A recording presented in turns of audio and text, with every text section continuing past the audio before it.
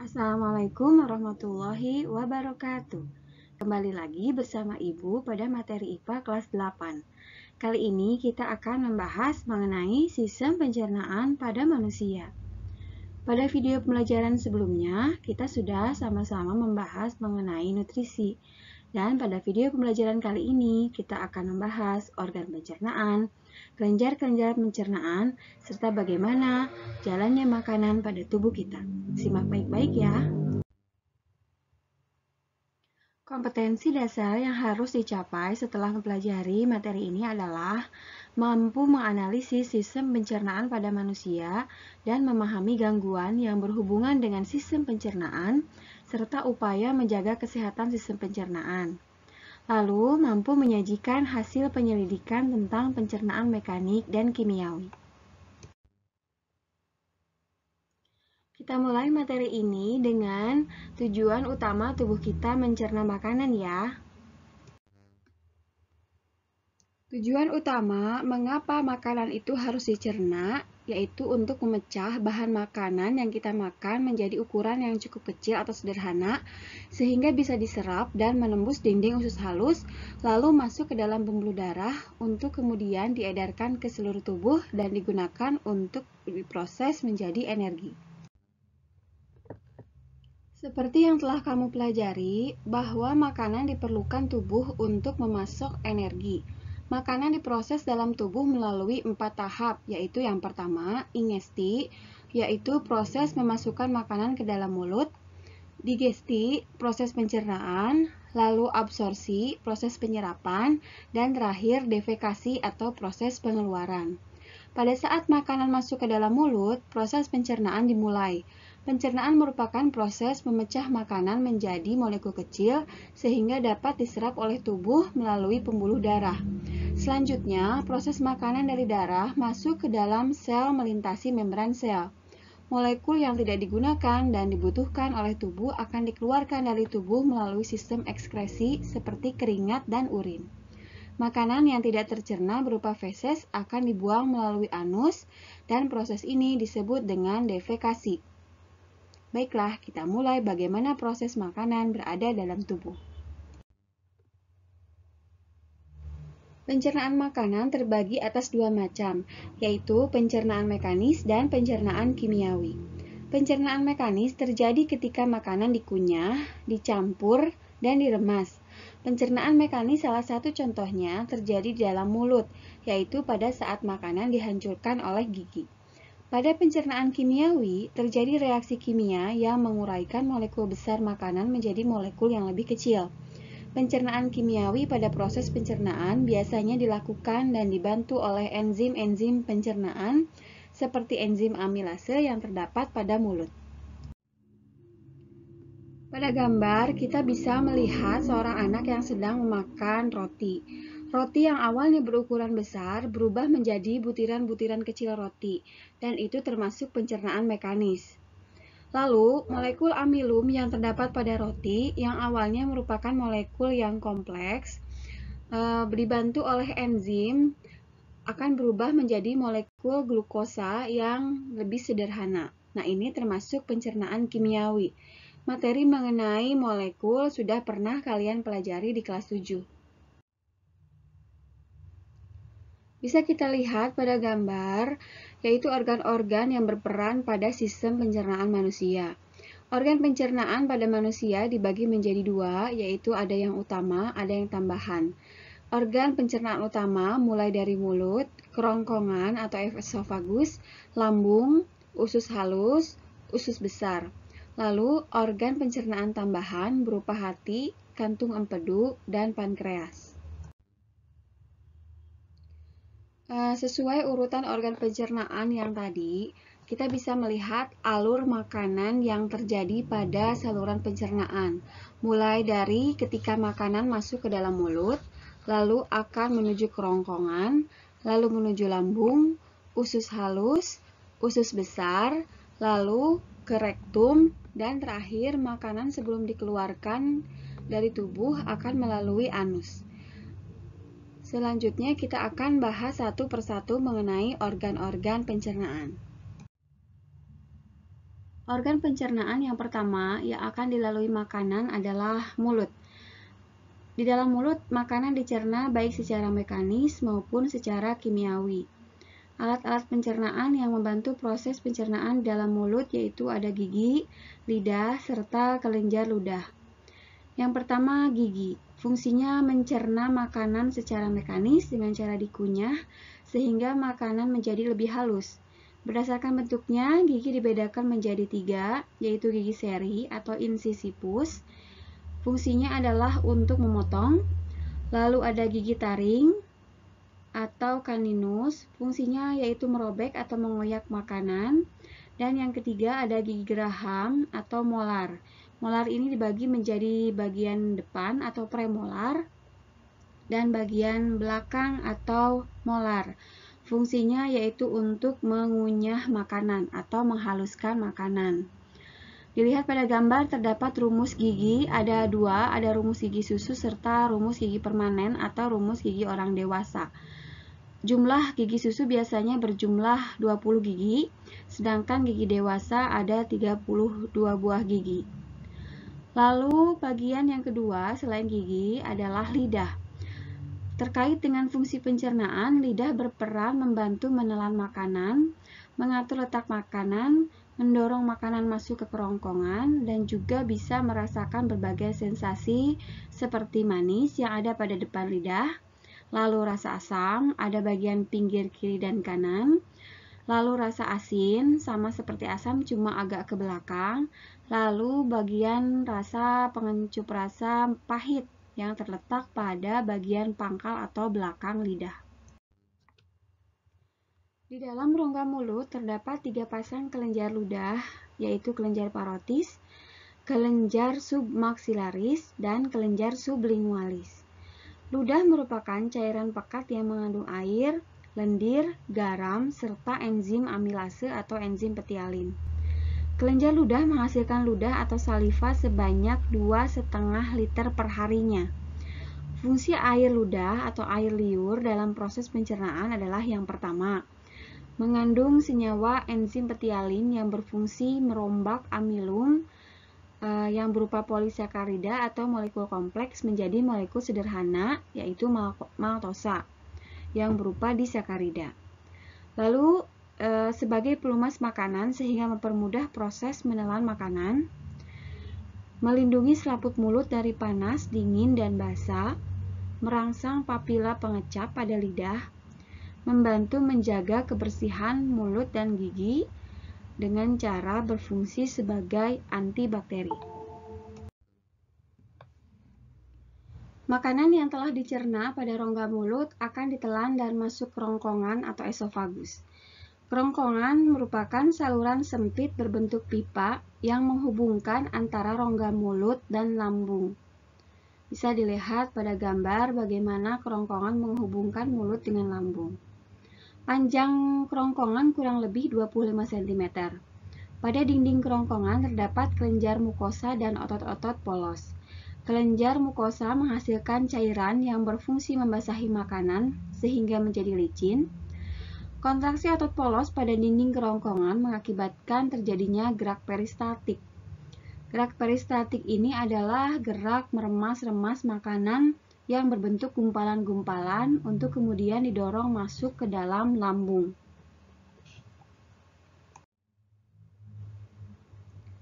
Setelah dari kerongkongan atau esofagus, makanan akan masuk ke organ lambung. Lambung terletak di rongga perut sebelah kiri di bawah diafragma. Lambung merupakan kantong besar yang dindingnya bersifat elastis sehingga dapat diregangkan untuk menampung makanan.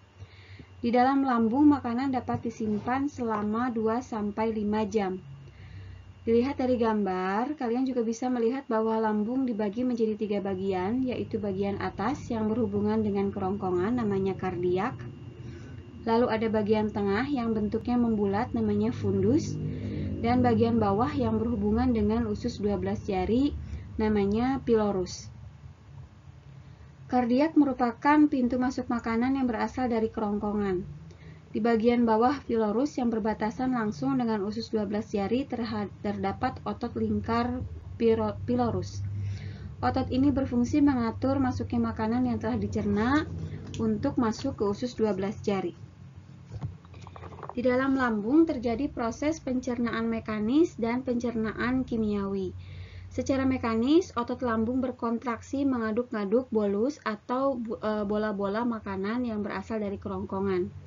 Secara kimiawi, bolus tercampur dengan getah lambung yang mengandung yang pertama asam HCl atau asam klorida yang berfungsi membunuh kuman yang masuk, lalu dengan enzim pepsin yang berfungsi memecah protein menjadi pepton, dan yang terakhir adalah enzim renin yang berfungsi mengendapkan protein kasein yang terdapat dalam susu. pH dari lambung ini berkisar antara 1 sampai 3, jadi tergolong sebagai sifat yang asam. Ini adalah salah satu dari cara lambung mempertahankan diri dari membunuh kuman, dari kuman yang masuk bersama makanan. Ini fungsi dari HCl yang ada pada lambung.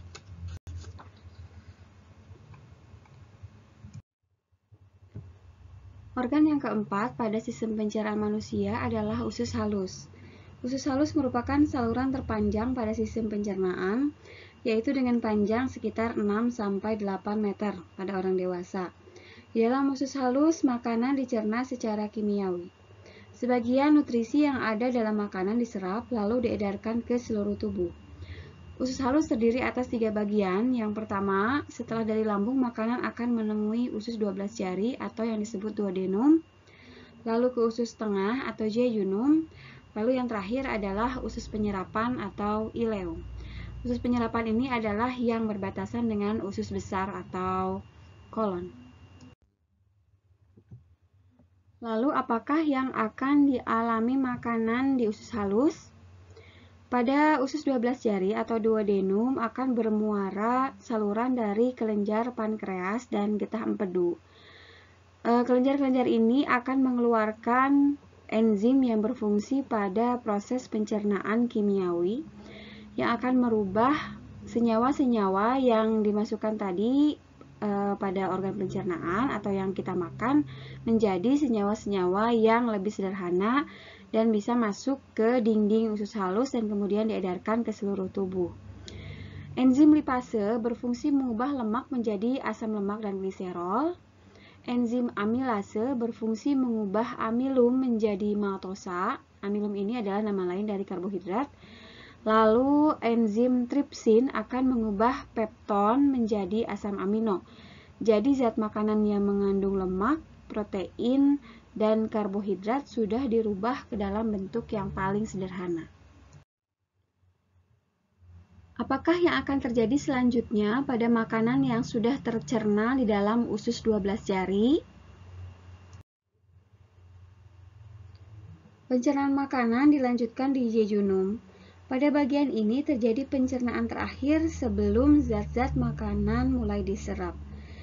Zat-zat makanan setelah melalui jejunum menjadi bentuk yang siap diserap dan penyerapannya terjadi pada bagian akhir dari usus halus, yaitu bagian ileum.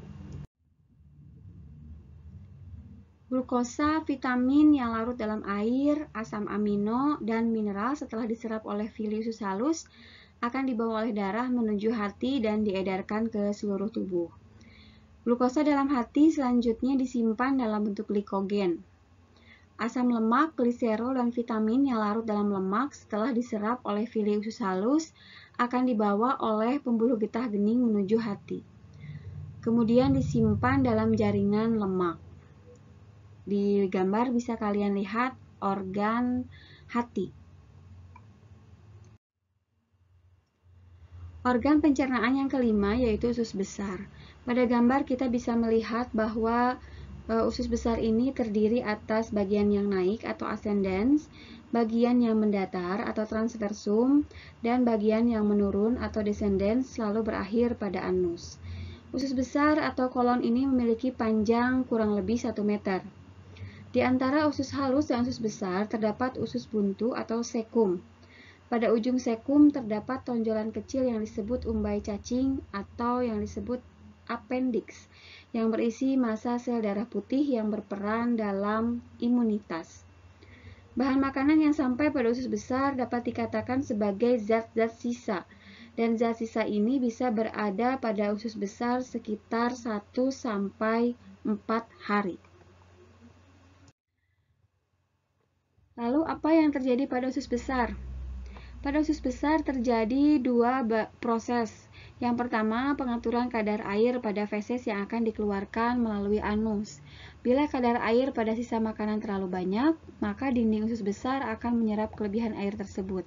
Dan sebaliknya, bila sisa makanan kekurangan air atau terlalu keras, maka dinding usus besar akan mengeluarkan air dan mengirimnya ke sisa makanan. Hal ini akan mempertahankan kepadatan dari feses yang dikeluarkan melalui anus. Lalu proses yang kedua ada pembusukan zat sisa makanan oleh bakteri Escherichia coli. Bakteri ini terdapat banyak sekali pada usus besar, yaitu untuk yang tadi membantu proses pembusukan sisa-sisa makanan. Sisa makanan yang sudah tidak terpakai oleh tubuh beserta gas-gas yang berbau disebut tinja atau feses akan dikeluarkan melalui anus. Itulah akhir dari bahan makanan yang kita makan, mulai dari mulut, kerongkongan, lambung, usus halus, usus besar, lalu akan berakhir pada anus. Setelah sebelumnya kita bahas organ kelima yaitu usus besar, lalu apakah organ yang keenam pada sistem pencernaan? Organ keenam adalah anus. Tadi sudah sepintas dijelaskan bahwa pada bagian anus ini terjadi proses defekasi atau proses pengeluaran zat-zat sisa makanan hasil pencernaan yang sudah diatur kadar air dan yang sudah dibusukkan. Anus terdiri atas dua lapis otot, yaitu otot polos dan otot lurik. Materi mengenai otot polos dan otot lurik ini sudah kalian temukan dulu di bab pertama pada kelas 8. Otot polos dan otot lurik ini bekerja bersama dalam proses defekasi sampai feses keluar dari anus. Setelah sebelumnya kita membahas organ-organ utama pada sistem pencernaan manusia. Kali ini kita akan membahas organ tambahan berupa kelenjar-kelenjar pencernaan. Kelenjar pencernaan yang berfungsi pada proses pencernaan makanan ada 3, yaitu hati, bisa dilihat pada gambar, hati disebut juga liver, lalu ada kantung empedu yang berwarna hijau, lalu ada pankreas. Kelenjar pencernaan ini menghasilkan beberapa jenis enzim atau cairan yang berfungsi pada proses pencernaan kimiawi. Kelenjar pencernaan seperti yang sudah tadi disebutkan ada 3. Yang pertama hati, yang kedua kantung empedu, dan yang ketiga ada pankreas. Mari kita bahas satu persatu. Yang pertama adalah hati atau disebut juga liver. Hati ini merupakan kelenjar terbesar yang berada dalam tubuh, berperan dalam proses detoksifikasi atau pengeluaran racun dalam tubuh, lalu merupakan organ penyimpan zat besi atau Fe dan vitamin A, D, E, K, serta B12, serta juga berperan dalam proses penjagaan keseimbangan kadar glukosa dalam darah. Kalau misalnya kalian lihat pada gambar, liver atau hati itu letaknya pada bagian bawah diafragma sebelah kanan.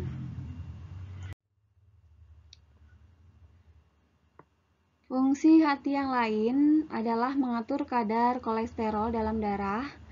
Sel-sel hati juga akan mengeluarkan getah yang mengandung kolesterol, asam kolik, lesitin, garam empedu, bilirubin, dan elektrolit.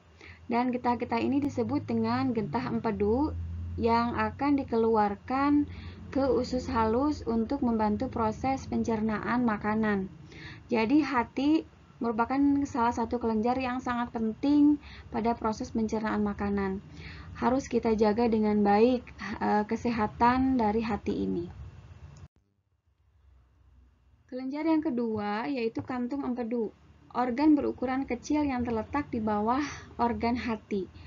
Organ ini mampu memproduksi dan menyimpan cairan empedu yang berperan penting dalam proses pencernaan, termasuk mencerna kolesterol yang terkandung di dalam makanan yang dikonsumsi.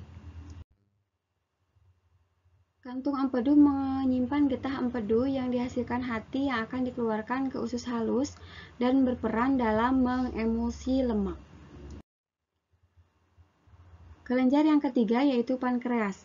Pankreas merupakan kelenjar berwarna keputihan yang berhubungan erat dengan usus 12 jari. Sel-sel pankreas menghasilkan getah pankreas yang berfungsi dalam pemecahan karbohidrat, protein, dan lemak. Selama di dalam tubuh, makanan dicerna secara mekanik dan kimiawi dengan bantuan organ-organ pencernaan serta enzim-enzim yang dikeluarkan oleh kelenjar pencernaan.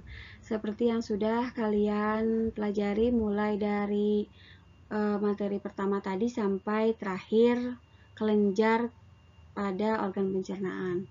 Proses pencernaan ini pada umumnya terjadi selama kurang lebih 4 jam. Oleh karena itu, setelah 4 jam biasanya perut kita mulai kosong dan kita akan mengirimkan sinyal lapar kembali ke otak.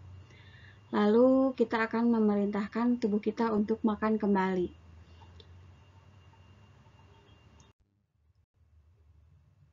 Bagaimana? Apakah kalian sudah lebih mengerti mengenai jalannya makanan dalam perut kita, mulai dari organ yang pertama sampai terakhir? Mudah-mudahan sudah lebih mengerti ya. Materi berikutnya mengenai kelainan atau penyakit pada sistem pencernaan akan Ibu sampaikan pada video pembelajaran selanjutnya. Baiklah, terima kasih telah menyaksikan video pembelajaran kali ini. Sampai jumpa pada materi berikutnya. Wassalamualaikum.